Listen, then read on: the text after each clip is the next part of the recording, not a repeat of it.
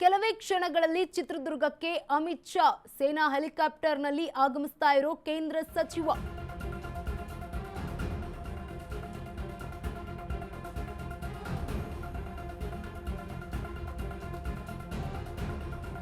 ಶಿವಮೊಗ್ಗ ವಿಮಾನ ನಿಲ್ದಾಣದಿಂದ ಚಿತ್ರದುರ್ಗಕ್ಕೆ ಆಗಮನ.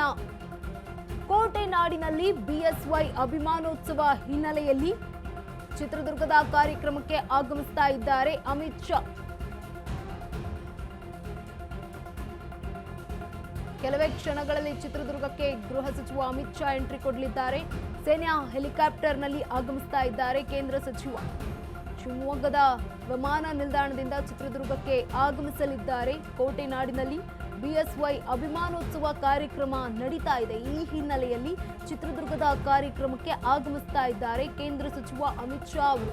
ಇನ್ನೇನು ಕೆಲವೇ ಕ್ಷಣಗಳಲ್ಲಿ ಕೋಟೆನಾಡು ಚಿತ್ರದುರ್ಗಕ್ಕೆ ಅಮಿತ್ ಶಾ ಅವರು ಆಗಮಿಸಲಿದ್ದಾರೆ. ಸೇನಾ ಹೆಲಿಕಾಪ್ಟರ್ನ ಮೂಲಕ ಚಿತ್ರದುರ್ಗಕ್ಕೆ ಆಗಮಿಸಲಿದ್ದಾರೆ ಕೇಂದ್ರ ಗೃಹ ಸಚಿವ ಅಮಿತ್ ಶಾ ಅವರು. ಶಿವಮೊಗ್ಗ ವಿಮಾನ ನಿಲ್ದಾಣದಿಂದ ನೇರವಾಗಿ ಚಿತ್ರದುರ್ಗಕ್ಕೆ ಆಗಮಿಸಲಿದ್ದಾರೆ. ಬಿಎಸ್ ಯಡಿಯೂರಪ್ಪ ಅವರ ಅಭಿಮಾನೋತ್ಸವ ಕಾರ್ಯಕ್ರಮ ಈಗಾಗಲೇ ನಡೀತಾ ಇರುವಂಥದ್ದು. ಯಡಿಯೂರಪ್ಪ ಅವರ 50 ವರ್ಷದ ರಾಜಕೀಯ ಸೇವೆ ಕುರಿತು ಈ ಒಂದು ಕಾರ್ಯಕ್ರಮ ಆಗ್ತಾ ಇರುವಂಥದ್ದು.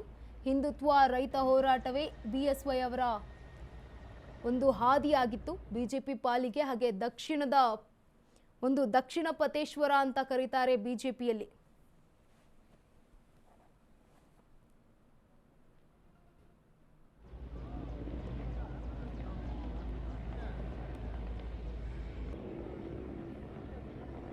ಧನ್ಯವಾಗಿರ್ತಕ್ಕಂಥದ್ದು ನೊಂದ ರೈತರಿಗೆ ಸದಾ ಧ್ವನಿಯಾಗಿರ್ತಕ್ಕಂಥವರು.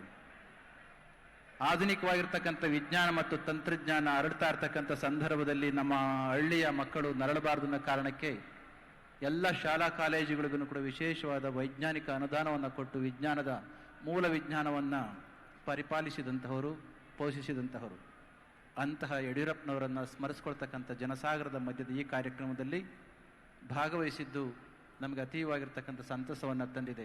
ಇದೇ ಸಂದರ್ಭದಲ್ಲಿ ನಾಡಿನ ಸಮಸ್ತ ಯತಿಶ್ರೇಷ್ಠರು ಆಗಮಿಸಿ ಅವರಿಗೆ ಆಶೀರ್ವದಿಸ್ತಾ ಇರತಕ್ಕಂತಹದ್ದು ಅವರ ಇಷ್ಟು ವರ್ಷದ ಬದುಕಿಗೆ ಒಂದು ಘನತೆಯನ್ನು, ಮಾನ್ಯತೆಯನ್ನು ತಂದುಕೊಂಡದ್ದಾಗಿದೆ. ಇಂತಹ ಕಾರ್ಯಕ್ರಮಕ್ಕೆ ನಾಡಿನ ದೇಶದ ಗೃಹ ಮಂತ್ರಿಗಳು ಕೂಡ ಬರ್ತಾ ಇರತಕ್ಕಂಥದ್ದನ್ನು ಈಗಾಗಲೇ ಹೇಳಿದಾಗೆ ಈ ಕಾರ್ಯಕ್ರಮ ಕೇವಲ ನಮ್ಮ ಕರ್ನಾಟಕಕ್ಕಲ್ಲ, ರಾಷ್ಟ್ರದ ಮತ್ತು ವಿಶ್ವದ ಮಾನ್ಯತೆಯನ್ನು ತಂದುಕೊಟ್ಟಿದೆ. ಅಂತಹ ಯಡಿಯೂರಪ್ಪನವರಿಗೆ ನೂರ್ಕಾಲ ಬದುಕಿ ಅವರು ಮತ್ತಷ್ಟು ಸಮಾಜದ ಸೇವೆಯನ್ನು ನಾಡಿಗೆ ನೀಡುವಂತಾಗಲಿ ಅಂತ ಹೇಳಿ ಮತ್ತೊಮ್ಮೆ ಹಾರೈಸಿ ನನ್ನ ಮಾತನ್ನು ಮುಗಿಸ್ತೇನೆ. ಜೈ ಶ್ರೀ ಗುರುದೇವ್.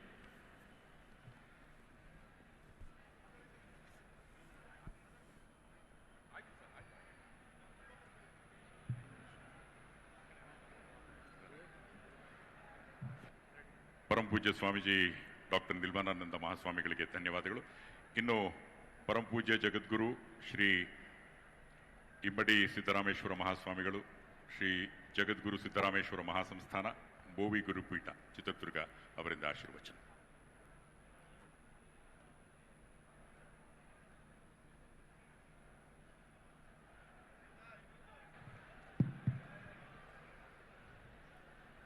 ಬಸವಾದಿ ಶರಣರನ್ನ ಶಿವಯೋಗಿ ಸಿದ್ದರಾಮೇಶ್ವರನ್ನ ಸ್ಮರಿಸಿಕೊಳ್ಳುತ್ತಾ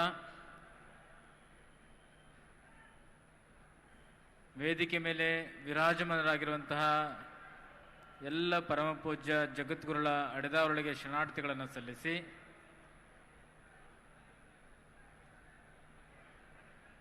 ಯಡಿಯೂರಪ್ಪನವರ ಅಭಿಮಾನೋತ್ಸವ ಸಮಾರಂಭದಲ್ಲಿ ಕೇಂದ್ರ ಬಿಂದುಗಳಾಗಿರುವಂತಹ ಯಡಿಯೂರಪ್ಪನವರ ಆದಿಯಾಗಿ ಎಲ್ಲ ಜನಪ್ರತಿನಿಧಿಗಳಲ್ಲಿ ಸೇರಿರುವಂತಹ ಯಡಿಯೂರಪ್ಪನವರ ಅಭಿಮಾನಿಗಳಲ್ಲಿ ಶರಣಾರ್ಥಿಗಳು.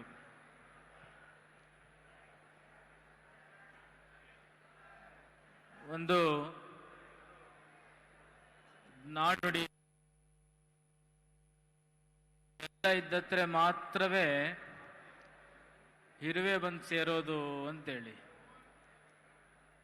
ಅರ್ಥಾತ್ ಅಧಿಕಾರ ಇದ್ದತ್ರ ಮಾತ್ರ ಜನ ಸೇರ್ತಾರೆ ಎನ್ನುವಂತಹ ಮಾತಿದೆ. ಅದಕ್ಕೆ ಅಪವಾದ ಎನ್ನುವ ಹಾಗೆ ಇವತ್ತು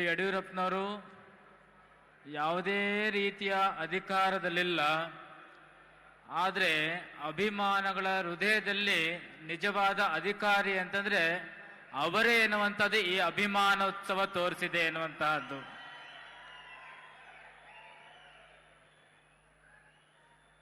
ಬಹಳ ಆಶ್ಚರ್ಯ ಅಂತಂದ್ರೆ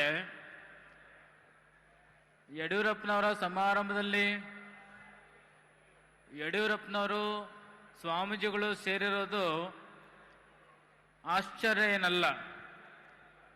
ಆದರೆ ಯಡಿಯೂರಪ್ಪನವರ ಕೈಯಲ್ಲಿ ಅಧಿಕಾರ ಇಲ್ಲದಿದ್ರು ಕೂಡ ಯಡಿಯೂರಪ್ಪರ ಹೆಸರಿನ ಜೊತೆಗೆ ನಾವಿದೀವಿ ಎನ್ನುವಂತಹ ಸಂದೇಶ ಸೇರ್ಲಿಕ್ಕೆ ಜನ ಬಂದಿರಲ್ಲ, ಇದು ನಿಜವಾದ ಆಶ್ಚರ್ಯ ಎನ್ನುವಂತಹದ್ದು. ಯೋಗ ಅವಾಗವಾಗ ಬರುತ್ತೆ ಹೋಗುತ್ತೆ, ಯೋಗ್ಯತೆ ಮಾತ್ರ ಸದಾ ಕಾಲ ಇರುತ್ತೆ ಅನ್ನೋದಕ್ಕೆ ಯಡಿಯೂರಪ್ಪನವರ ಅಭಿಮಾನೋತ್ಸವವೇ ಒಂದು ದೊಡ್ಡ ಉದಾಹರಣೆ ಎನ್ನುವಂತಹದ್ದು.